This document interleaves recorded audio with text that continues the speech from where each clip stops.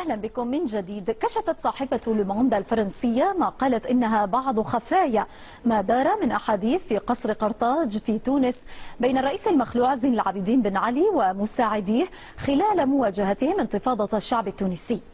تنقل الصحيفة عمن قالت إنه أحد مستشاري بن علي أن الرئيس المخلوع لم يكترث عندما أخبر بإحراق الشاب محمد البوعزيزي نفسه، واكتفى بالقول فليمت.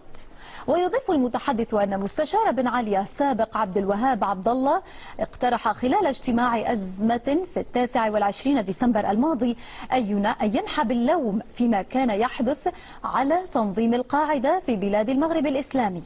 قال إن من وصفهم بأصدقائنا الفرنسيين يرون أن ذلك هو الحل الوحيد، لكن بن علي يكون قد سخر من المقترح وقال إن ذلك يعني قتل السياحة في تونس على حد تعبيره، وأنه سيكون بمثابة انتحار.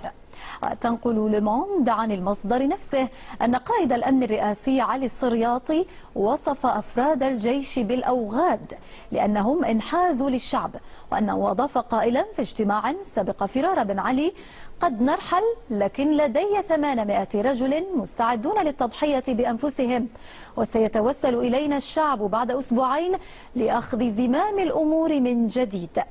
كما يكشف المصدر ما وصفها مؤامرة كانت تحاك داخل قصر قرطاج حتى قبل انطلاق شرارة الثورة لإطاحة بن علي وتسليم زوجته ليلى طرابلس مقاليد حكم تونس في مطلع عام 2013.